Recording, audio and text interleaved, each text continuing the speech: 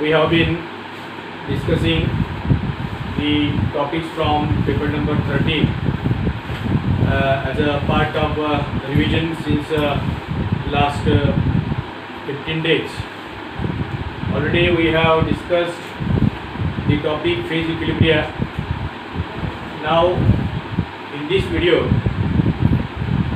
we are going to discuss the topic thermodynamics. Here we just see the important aspects in our syllabus. Now here we are going to study the Clausius-Clapeyron equation. Now this equation has been contributed by both the scientists Clapeyron and Clausius. First Clapeyron derived his equation and then Clausius modified the Clapeyron equation and combined it. That equation is called as Clausius-Clapeyron equation.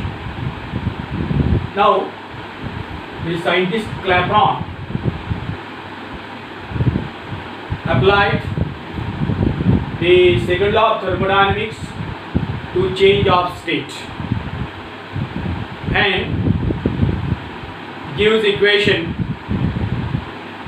that represent the effect of pressure on melting point of solid or boiling point of liquid. Now while deriving this equation, he considered the change of states. There are several change of states: solid to liquid, liquid to solid, liquid to solid, liquid to solid to liquid, gas to liquid, liquid to gas. All these are change of state. Now before going to discuss this equation, one thing is important here.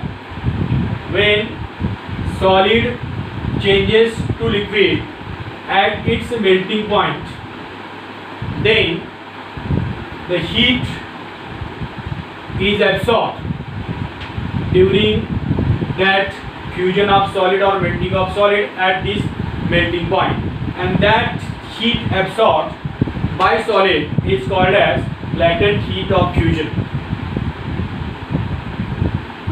Or if suppose we have liquid changes to gas or vapor at its boiling point, then this liquid absorbs the Q vaporization amount of heat at temperature of its boiling point. That heat is called as latent heat of vaporization. Now consider the vaporization of liquid, the change of state, vaporization of liquid. This is liquid and this is vapor. Liquid and vapor.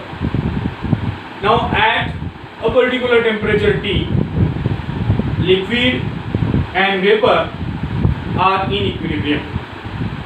There is an equilibrium between liquid and vapor. Now at a temperature T, the free energy of this liquid is GL and that of vapor is GV. Free energy of liquid is GL, free energy of vapor is GV.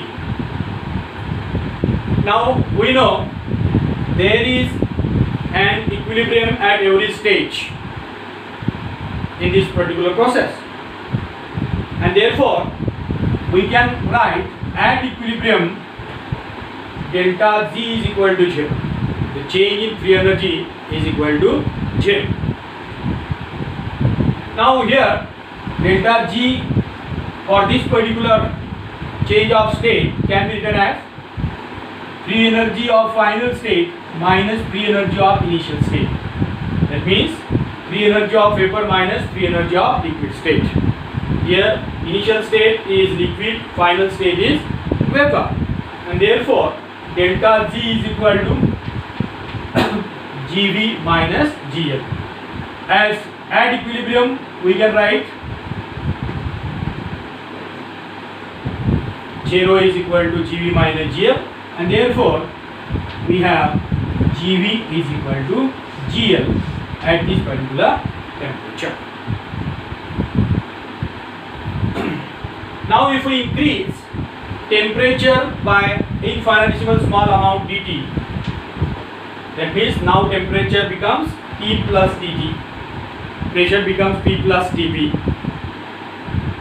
Now when we increase temperature by infinitesimal amount dt, then free energy also increases by infinitesimal small amount dg, and therefore at this particular condition the previous equilibrium will get disturbed and new equilibrium will form.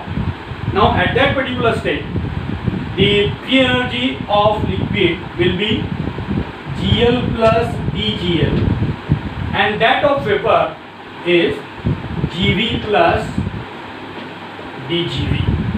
GV plus dGV. As new equilibrium is established, here we can also write delta Z is equal to 0. That means at equilibrium we can write delta Z is equal to 0, and therefore for this we can write delta Z is equal to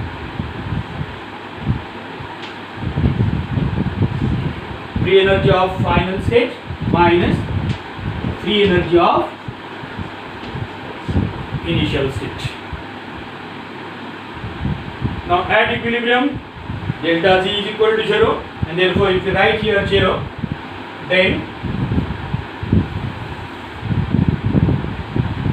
we can have GV plus dGV is equal to GL plus dGL. Now suppose this is equation 1, then from equation 1 if we put this value here, then here automatically we get dGV is equal to dGL.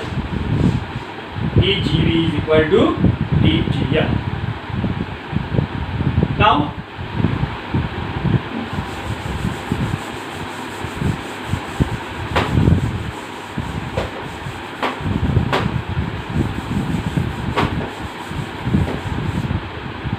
we have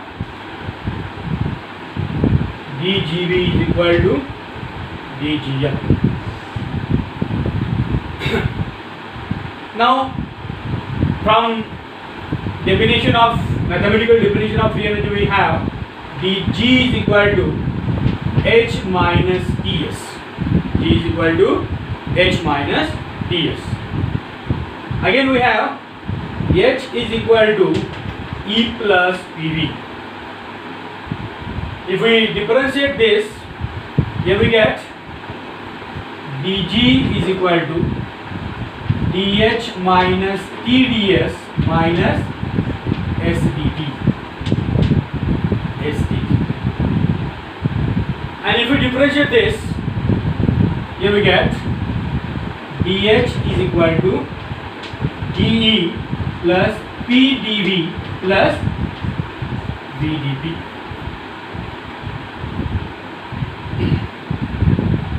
Now we can put this dH value here, then you will get dG is equal to dE plus PdV plus VdP minus TdS minus STT. Now From first law of thermodynamics we can write dE is equal to dQ minus PdV. dQ minus PdV. And from second law of thermodynamics we can write, according to definition of entropy, ds is equal to dQ by, that is dQ is equal to TdS. dQ is equal to TdS. And therefore this equation becomes TdS minus PdV. TdS minus PdV. And therefore if we put this value d in this equation, you will get dg is equal to, now instead of d we can write TdS minus PdV plus PdV plus VdP minus TdS minus SdT.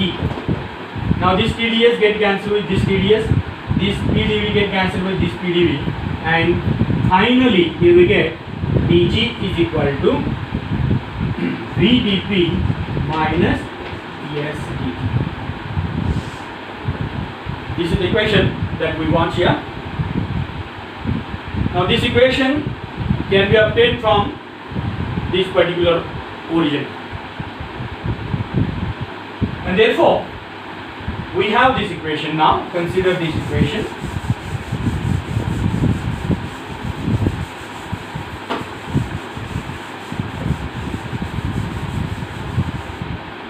What we have now? dG is equal to VdP minus SdT.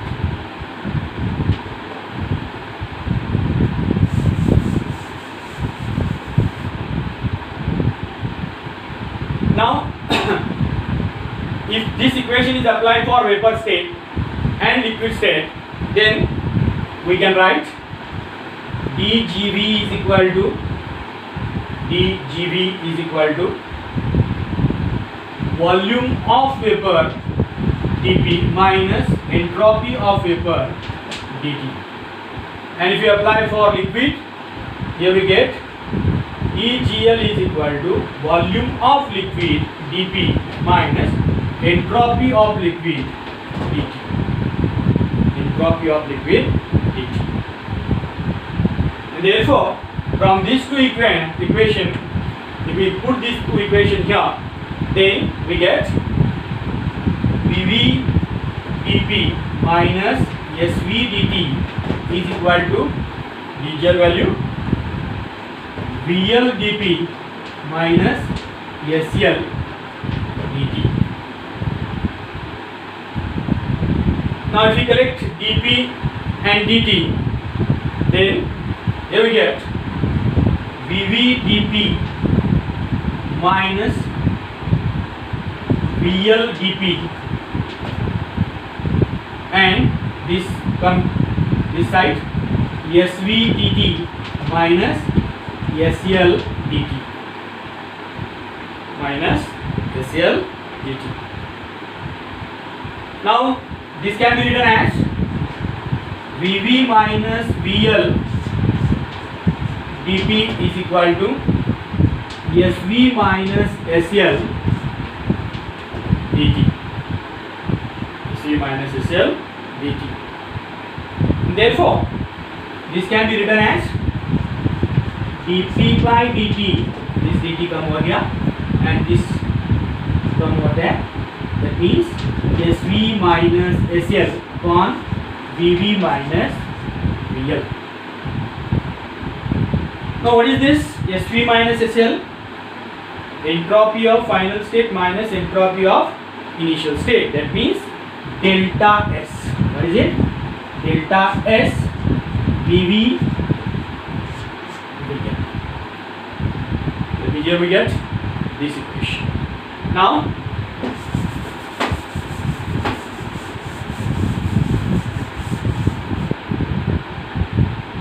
according to second law of thermodynamics, we can have delta S is equal to Q Q reversible upon T. Q reversible upon T. Where Q reversible, latent heat of change. Latent heat of change. T, temperature at which that change occur. And therefore, if we put this here in this equation, then we get dP by dt is equal to, instead of delta S we can write Q reversible. Now here the change of state is vaporization, and therefore this is called as latent heat of vaporization divided by T Vv minus Vm. This is the Clapeyron equation. This is the Clapeyron equation. What it tells? The change in pressure with temperature. That means here effect of temperature on vapor pressure of liquid.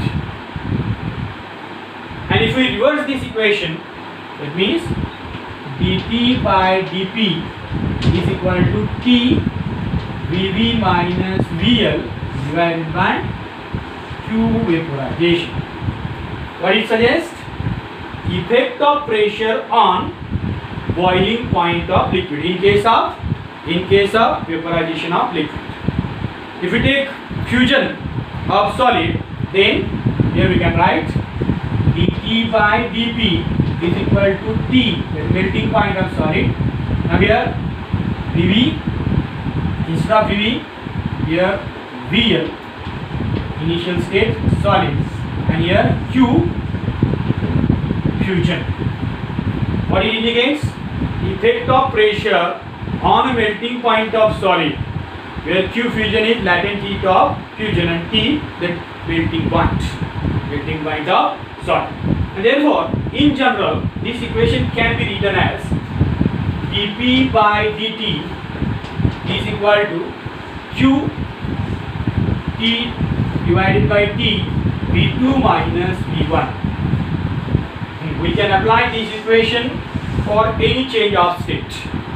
Here Q, latent heat of that change, T, temperature at which that change occurs, V2, volume of final state, V1, volume of initial state. And this is the Clapeyron equation.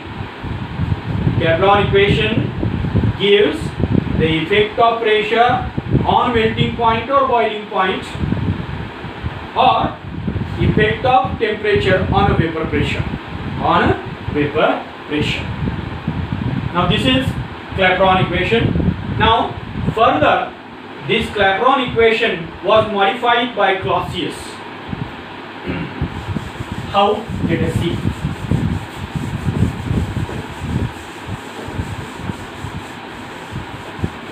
We have Clapeyron equation. dP by dt is equal to Q vaporization divided by T Vv minus Vl. This is Clapeyron equation, and Clausius modified this equation. Now Clausius considered that the volume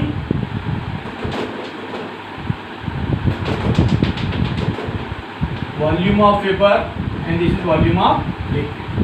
The volume of vapor is so large as compared to volume of liquid, and therefore in this subtraction the volume of liquid is very, very small in comparison with the volume of vapor, and therefore this volume of liquid can be neglected. It means here we can write Vv minus Vl approximately equal to Vv.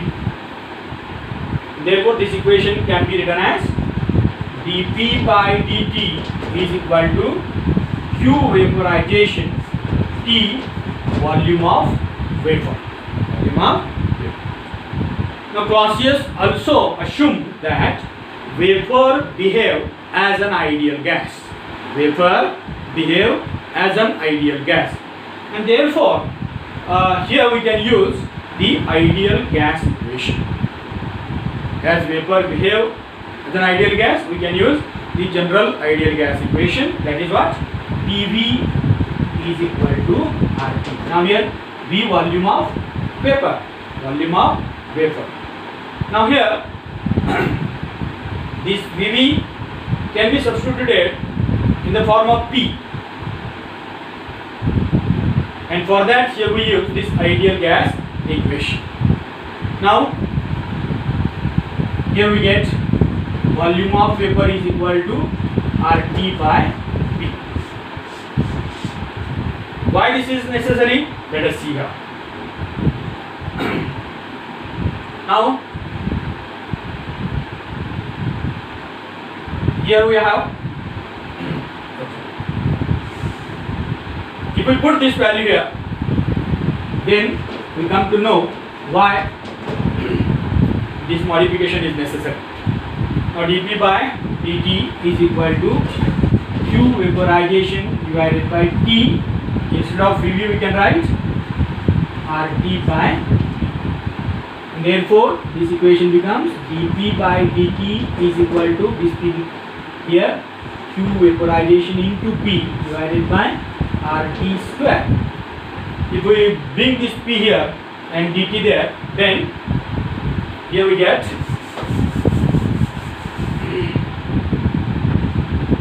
dP by P is equal to dP by P is equal to Q vaporization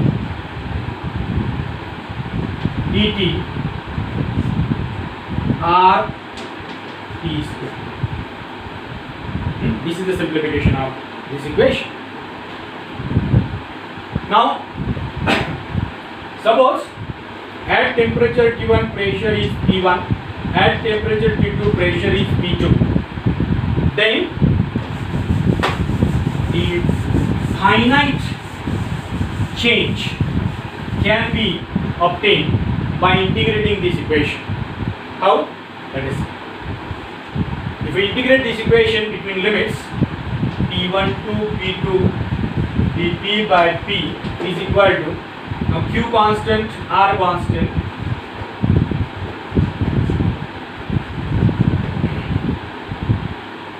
take this outside, and then T1 to T2 dt by T square. Now we know integration of this integration of dP by P, integration of dP by P log to the base E P, P1 to P2, that is equal to Q vaporization divided by R, and integration of dT by T square minus 1 upon T, T1 to T2. Now here upper limit minus lower limit, that is log P2 minus log P1 is equal to Q vaporization divided by R. Here minus 1 upon T2, minus minus plus 1 upon T1. Now what is this? Log M minus log N? Log M by N.